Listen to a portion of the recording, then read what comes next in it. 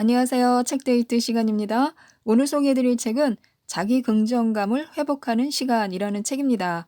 미즈시마 히로코 지음, 이종환 옮김, 한국경제신문에서 나온 책입니다. 자기 긍정감을 높이면 인생이 달라진다고 합니다.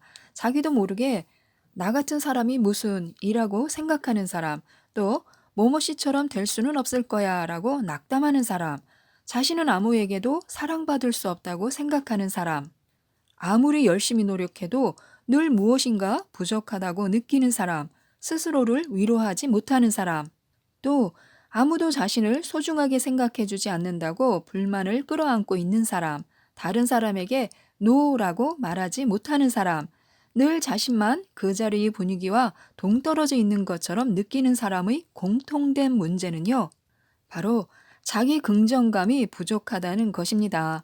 자기 긍정감이란 자신을 소중하게 생각하는 마음으로 다양한 행동에 영향을 끼치는데요. 자기 긍정감이 높아지면요, 자신을 원망하지 않습니다. 실패를 해도 뭐 그럴 수도 있지 하고 좀 더 긍정적으로 생각하게 되고요. 불안감이 사라지고 삶이 즐거워집니다. 성취감을 맛볼 수 있게 되고요. 자신을 소중하게 여길 수 있게 되니까 다른 사람에게 휘둘리지 않게 됩니다. 상대방에게 자신의 진심을 있는 그대로 전달하고 따뜻한 관계를 느낄 수 있기 때문에 인간관계의 질이 높아집니다. 자신감이 생기고요. 인생을 마음먹은 대로 컨트롤할 수 있게 됩니다. 그렇기 때문에 우울증을 비롯한 마음의 병도 나아지고요. 자기 긍정감을 높일 수 있도록 많은 도움을 주는 책인데요. 어떻게 하면 높일 수 있는지 지금부터 살펴보도록 하겠습니다. 자기 긍정감을 지니고 싶어도 내세울 만한 재능이나 능력이 없어서 어렵다고 생각할 수 있습니다. 하지만 자기 긍정감이란 우수한 자신을 내세우는 것이 아닙니다. 있는 그대로의 자신을 인정하고 긍정적으로 생각하는 마음입니다. 또한 자기 긍정감은 구체적으로 인지할 수 있는 무언가가 아닙니다. 기분 좋게 몸을 감싸주는 따뜻한 공기처럼 자신을 따뜻한 분위기로 감싸주는 감각입니다. 물론 자기 긍정감이 높아진다고 해서 모든 문제가 사라지지는 않습니다. 하지만 문제가 발생했을 때 이제 틀렸어 라는 절망적인 느낌이 아니라요. 어쨌든 최선을 다해보자. 어떻게든 되겠지라는 감각을 가질 수 있습니다. 적절하게 문제를 해결하지 못한다고 해도 그런 자신을 원망하지 않고요. 이번에는 어쩔 수 없었지만 다음에 더 잘하면 돼 라는 식으로 긍정적으로 생각할 수 있습니다. 즉, 우리 모두가 원하는 행복한 인생은요, 바로 자기 긍정감에서 비롯됩니다. 그렇다면 어떻게 해야 자기 긍정감을 높일 수 있을까요? 그 열쇠는 바로 상대방에 대한 존중입니다. 상대방을 존중할 수 있으면요, 자신도 존중할 수 있습니다. 즉, 자기 긍정감을 높일 수 있습니다. 어떤 의미일까요? 뭐뭐 하기 때문에 라는 조건을 벌일 때 진정한 존경이 이루어지는데요. 세상에는 정말로 다양한 사람들이 각양각색의 사정을 끌어안고 살고 있습니다. 능력도 다르고요. 경험해온 내용도 다릅니다. 그런 사정 속에서 대부분의 사람들은요, 각자 할 수 있는 일을 하면서 나름대로 최선을 다해 살아가고 있습니다. 그런 사정을 이해한다면 상대가 힘든 일이 있었을 텐데도 자기 나름대로 시행착오를 겪으면서 열심히 살고 있는 사람이라고 생각할 수 있게 됩니다. 이것이 무조건적인 존중입니다. 상처를 받았으면서도 특별한 능력이 없으면서도 열심히 살고 있다는 것만으로 사랑할 만한 가치가 있다고 생각하는 것입니다. 그런 감각을 갖추어야 합니다. 주변 사람들이 모든 사정을 다 알 수는 없습니다. 각자의 사정은 본인밖에 모르고요. 그러나 뭔가 사정이 있을 거라는 생각은 누구나 할 수 있습니다. 즉, 무조건적인 존중이란 조건을 붙이지 않고 있는 그대로 무조건 수용하는 것입니다. 상대방을 평가하거나 바꾸려 들지 않고 나름대로 사정이 있기 때문에 그러려니 생각하는 것인데요. 여기에는 자신도 포함됩니다. 즉, 있는 그대로를 받아들인다는 것인데요. 있는 그대로를 받아들인다는 것은 긍정한다는 것과는 다릅니다. 있는 그대로를 받아들인다는 것은 현실을 거스르지 않는다는 의미인데요. 현실적으로 볼 때 거기까지 이르게 된 나름대로의 사정이 존재하며 그건 받아들일 수밖에 없는 것이라고 인식하는 태도가 있는 그대로를 받아들이는 것입니다. 상대방에 대해 어떤 부분이 우수하기 때문이라는 평가를 내리면요. 모든 사람을 존중하기 어렵지만요. 평가를 버리고 각자 사정이 있을 거라고 생각한다면 오히려 그 힘든 제약 속에서도 열심히 살고 있는 상대방을 존중할 수 있습니다. 그것은 귀여움일 수도 있고요. 강력한 기일 수도 있고요. 성실함일 수도 있고요. 열성적인 노력일 수도 있습니다. 무조건적인 존중은 상대방의 언행을 대상으로 삼는 것이 아니라요. 인간이라는 존재의 근원을 대상으로 삼습니다. 몇 번이나 실패를 했으면서도 사람을 사랑하기 위해 애쓰는 자세를 감지하고 악조건 속에서도 어떻게든 최선을 다해 노력하는 에너지를 감지하는 것, 그것이 무조건적인 존중입니다. 누구나 존중을 받으면요, 변화하는데요. 그렇다면 무조건적인 존중을 받았을 때 사람은 어떻게 느낄까요? 존중을 받는다는 것은 기본적으로 있는 그대로를 인정받는 체험입니다. 무슨 말을 해도 받아들여 준다는 거죠. 쓸데없는 충고나 조언은 하지 않고 진지하게 이쪽의 이야기를 들어주는 것입니다. 정말 힘들겠구나 하는 인간적 따스함이 존재합니다. 이런 상황에서 느낄 수 있는 것은요, 안정과 온기입니다. 흔히 그 사람에게는 무슨 말이든 편하게 할 수 있어. 그 사람에게는 마음 놓고 이야기할 수 있어. 그 사람에게 이야기를 하면 정말 편해 라는 말을 듣는 사람은요, 자연스럽게 상대방을 존중하고 있는 사람입니다. 그래서 우리는요, 일방적으로 상대방을 단정 짓지 않아야 하는데요. 예를 들어, 왜 이렇게 하지 못하는 것일까라는 생각이 드는 사람이 있다고 하면요. 그런 사람에 대해서 어차피 의욕이 없는 거야. 남에게 의지할 생각만 있는 거야. 라는 식으로 일방적인 단정을 하지 않고 그 사람의 사정에 귀를 기울이면 나름대로 열심히 노력하고 있는 모습이 보입니다. 대인관계 요법을 이용한 치료에서 이런 현상을 자주 볼 수 있는데요. 무언가를 제대로 할 수 없는 경우 그것이 질병의 증상인지 아닌지를 검토해야 합니다.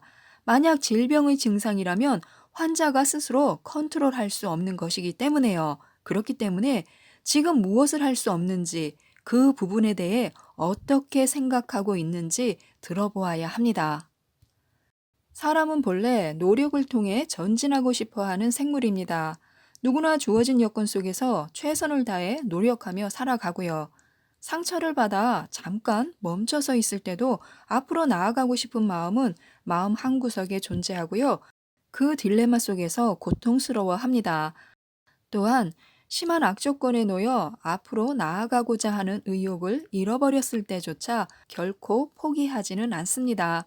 그런 모습을 발견할 수 있으면 왜 아무런 노력을 하지 않는 거야 라고 생각했던 마음은 사라지고 이렇게 힘든 상황에서도 잘 버티고 있구나 하고 이해할 수 있습니다. 물론 아무리 사정이 있다고 해도 도저히 받아들일 수 없는 행위나 태도는 존재합니다. 그런 행위에 관해서는요, 적절한 시기에 지적을 해주면 되는데요, 사정이 있다고 해서 그 결과를 모두 받아줄 필요는 없습니다. 타인을 존중하기 위한 5가지 원칙 중 첫 번째는요, 서로의 영역을 지키는 것입니다. 천성적인 조건이나 지금까지 살아온 환경 속에서의 다양한 사정 등은 본인만이 알 수 있으며 타인이 일방적으로 단정 지을 수 있는 성질의 대상이 아닙니다. 즉, 상대방의 영역을 지켜준다는 것은요, 있는 그대로의 그 사람을 존중하는 것입니다. 두 번째는요, 사정이 있을 거라고 생각하는 건데요. 상대방의 이야기에 귀를 기울일 수 있어야 합니다.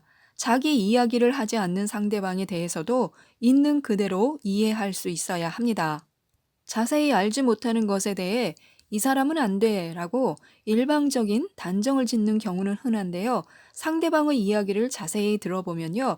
결과는 분명히 잘못되었더라도 대부분 그럴 수밖에 없는 사정이 있습니다.